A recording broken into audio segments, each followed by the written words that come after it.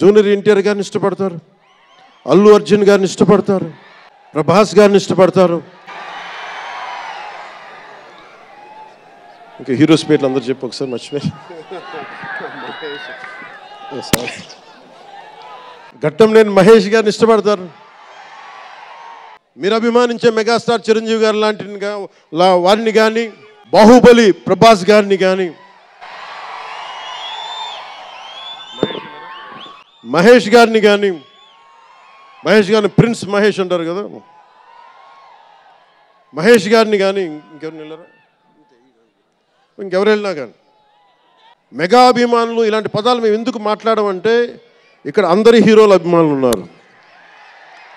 Junior మీరు అందరు సినిమాలు చూస్తారు. రామ్ చరణ్ ఒక సినిమాని ఎక్కువ ఇంకొక హీరోని ఇష్టపడచ్చు, ఒక హీరోని ఎక్కువ ఇష్టపడచ్చు. జూనియర్ ఎన్టీఆర్ గారిని ఇష్టపడతారు, అల్లు అర్జున్ గారిని ఇష్టపడతారు. అలాగే ఒక ప్రభాస్ గారిని ఇష్టపడతారు. ఇంకా హీరోస్ పేర్లు అందరూ చెప్పు ఒకసారి మర్చిపోయి. ఘట్టంనేని మహేష్ గారిని ఇష్టపడతారు. అంటే నేను ఎందుకు అందరి హీరోల క్షమించాలి అందరి హీరోల అభిమానులని పేరు పేరున నేను సమయం తక్కువ ఎక్కువ మంచి అందరి హీరోలు పేరు పేరున చెప్తున్నాను. చిన్న చిత్తగా అట్లని చెప్పట్లా. ఎవరైనా సరే ఏ స్థాయి హీరోలైనా సరే వారు ప్రత్యేకించి అభిమానులు ఉంటారు. నాని గారు ఉన్నారు, ఆయనకి ప్రత్యేకించి మా ఇంట్లో చాలామంది అభిమానులు ఉన్నారు. మా సిస్టర్ చాలా నచ్చుతారు మా చెల్లికి నాని గారి సినిమాలు. ఇలాగా మా ఇంట్లో అందరికి కూడా మాకు మా చిరంజీవి గారు మాకు నేర్పించింది ఒక హీరోని ద్వేషించే పని మాకు తెలియదు. మాకు చిన్నప్పటి నుంచి మా జీవితంలో కళమా తల్లి సాక్షిగా చెప్తున్నాం, ఎప్పుడు కూడా మా ఇంట్లో ఈ హీరో సినిమా పోవాలి మేము ఉండాలి మా ఇంట్లో ఎప్పుడు లేదు. అసలు ఆ సంస్కృతి మా ఇంట్లో లేదు. అందుకు మేము అందరం బాగుండాలని కోరుకుంటాం. ఎందుకు బాగుండాలని కోరుకుంటామంటే సర్వే జనం సుఖినో భవంతు అని చెప్పి మా నాన్న నేర్పించిన ఇది మాకు సంస్కృతి. అది మేమే బాగుండాలి వాళ్ళు బాగుండకూడదు అనుకుంటే ఎకానమీ తిరగాలి, అందరి దగ్గర డబ్బులు ఉండాలి, అందరూ బాగుండాలని కోరుకుంటాం. అలాంటి పరిస్థితుల్లో అలాంటి వాతావరణంలో పెరిగాం. రామ్ చరణ్ అలాంటి వాతావరణంలో పెరిగిన వ్యక్తి.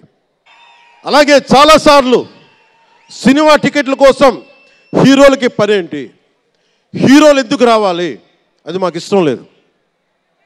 మహా అయితే నిర్మాతలు రండి, ఒక ట్రేడ్ బాడీ రండి, మీ యూనియన్ రండి, మేము అది ఇచ్చేస్తాం. అంతేగాని హీరోలు వచ్చి మాకు నమస్కారాలు పెట్టాలి,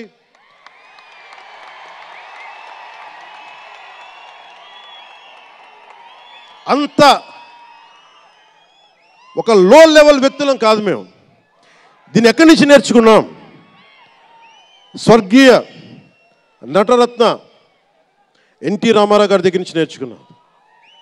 మహానటుడు, ఆయనని ఎంతమంది విమర్శించినా, కోటా శ్రీనివాసరావు గారు విమర్శించినా, ఆయన ఎప్పుడన్నా యాక్ట్ చేస్తే ఆయనతో పాటు ఏం బ్రదర్ బాగున్నారని చెప్పి చాలా గుండెలు నిండుగా పలికే వ్యక్తి మహానుభావుడు ఎన్టీ రామారావు గారు. ఇంత తెలుగుదేశం పార్టీ ఎన్టీ రామారావు అన్నిసార్లు ముఖ్యమంత్రిగా ఉన్నప్పుడు కూడా ఎప్పుడు ఘట్టంనేని కృష్ణ గారు కాంగ్రెస్లో ఉండి కూడా కనిపిస్తే ఇద్దరు ఆప్యాయంగా మాట్లాడుకునే వాళ్ళు. ఎన్టీ రామారావు గారు ఎప్పుడు వివక్ష చూపించలే. ఇది చిత్ర పరిశ్రమ తాలూకు ఔన్నత్యం. ఇది అదే ఔన్నత్యాన్ని మేము కొనసాగిస్తున్నాం, అదే మేము కోరుకుంటా ఉన్నాం. అంతేగాని గతం ప్రభుత్వంలో లాగా మీరు అభిమానించే మెగాస్టార్ చిరంజీవి గారు లాంటి వారిని కానీ, బాహుబలి ప్రభాస్ గారిని కానీ, మహేష్ గారిని కానీ, మహేష్ గారిని ప్రిన్స్ మహేష్ అంటారు కదా, మహేష్ గారిని కానీ, ఇంకెవరు వెళ్ళినా కానీ మేము ఇవన్నీ ఎందుకు చేయట్లేదంటే మాకు సినిమా పరిశ్రమ మీద గౌరవం ఉంది.